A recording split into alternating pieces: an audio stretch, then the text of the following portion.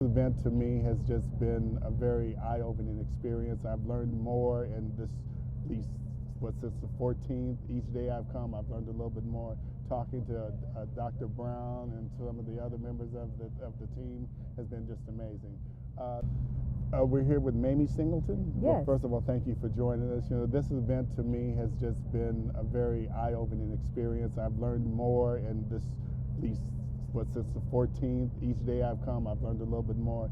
Talking to Dr. Brown and some of the other members of the team has been just amazing.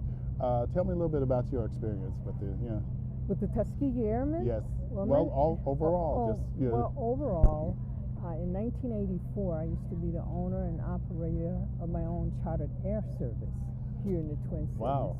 I'm a retired St. Paul police officer as a sergeant. I retired 8 years ago after 30 years on the force. And while on the force, there was an influx of youth that were coming to our town and that was here that was beginning to become interested in gangs and drugs and that type of thing. Right. And so as an officer, I thought, well, what could I do to help make a change in their life, make a difference in their life? And so I created a program called the Youth Initiative Mentoring Academies. And it was an aviation program that taught young people how to fly airplanes after attending a ground school, along with adult mentors. Wow. And that adult mentor would also go to the ground school, the flight school, and it was designed to heighten their skills in math, science, and reading. Because one of the things that they do in terms of making decisions as to the future prisons that they build are based off the third grade reading scores. And so if young people can read very well and have great skills in math, science, and that in a good one-on-one relationship, positive relationship with an adult mentor, then usually they can do pretty well and they wouldn't cross my path in law enforcement. Yeah. So what I did is I used the local recreation center, and the one I used then was the Jimmy Lee Recreation Center. Yeah, I'm familiar with it. And the children would come over there. We had empty classroom spaces, and we would actually hold a ground school, and then we would go down to Holman Field and fly fixed-wing airplanes. And a number of the children around the Twin Cities and police officers have gotten their private pilot's license through that experience. Wow. Children that were wayward, that they thought was going to just take the wrong way. Yeah. Instead of going the wrong way, they corrected their behavior. Truancy dropped off the charts. They had gotten on A and B honor rolls. Many of them have gone all the way through the colleges from 2-year, 4-year degrees to PhDs. And they are now in respectable, responsible careers and doing a great job around town. Now with that, the flight, kids flying is very expensive. It was unheard of. But I thank God that the Tuskegee Airmen actually stuck to the course. They never quit.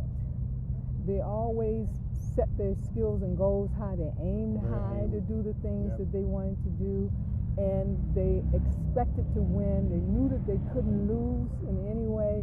They gave everything their top-notch choice, and that's what we teach and push with the children that come through the Youth Initiative Mentoring Academies.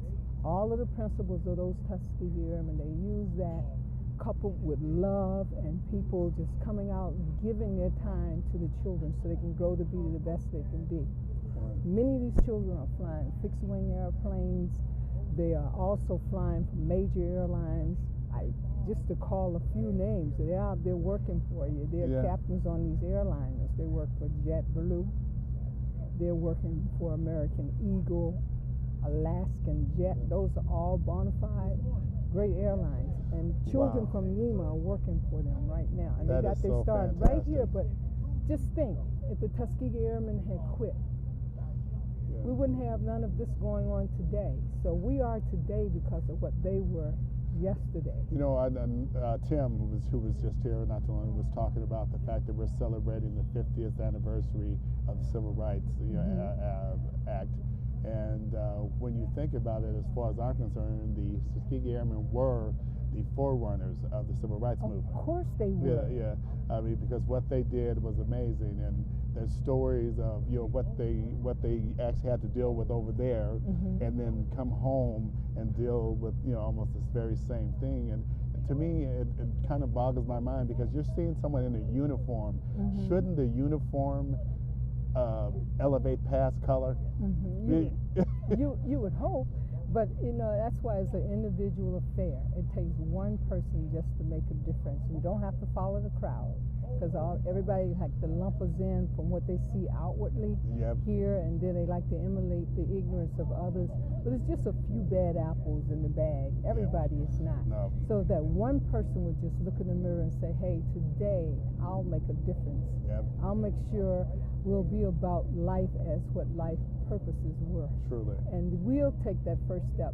But it's interesting that this is the 50th anniversary, and also that you started this on the 14th, was it? On the 14th. Okay, I don't know if you noticed in the movie, but when they talked about the civil rights event, this documentary of the Red Tails, in the corner portion of this documentary, it said July 14th of that year. No, and really? I think it was 31 or something like that. Wow. I'm so not sure, but it's something to show the racism and the date and time is in there. So go back through it again. I'm going to have to check that out, and because look that's at it, those it little says details. July, you just kind of catch those little details in there. So I says, wow, isn't this interesting that July 14th is there on one of these signs here, and this event is on this. Started on like, the 14th. wow, this is great. Yeah. Wow.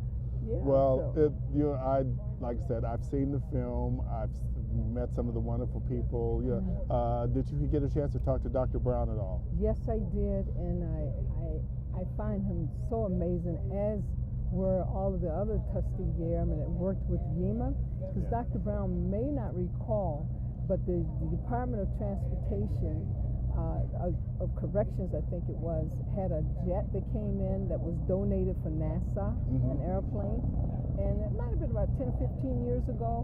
Well, Dr. Brown was here doing the unveiling of that, and our group, the Youth Initiative Mentoring Academies, actually washed and prepared the airplane for the press release. Oh, wow. And I have him in pictures with some of these children that I told you that are now so flying for those major airlines.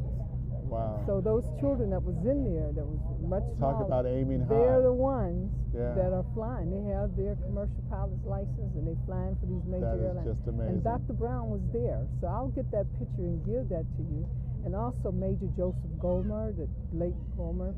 Last year, this time, all of the we call them the YIAA kids, but the YIAA students in this program was with him in July up in Duluth, touring his monument up there in Duluth, the Tuskegee Airmen at the airport. We were having meals with them, and our youth were giving presentations about to Major Gomer about his contribution to World War II. Wow. Because he had taken ill, and he wasn't able to fly down to Iowa Falls, Iowa, where he was born. It was a college that he attended, Ellsworth College, down there in Iowa Falls. And he had obtained, he was in aviation engineering and had a degree before he went to Tuskegee. He had his degree, and his father died when Major Goldman was 19 years old. There was actually a white family that paid for him to go to college because his father was an entrepreneur.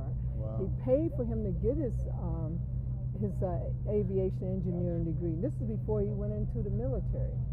And this is who was mentoring our YIAA students, these Tuskegee Airmen. Now, just get this.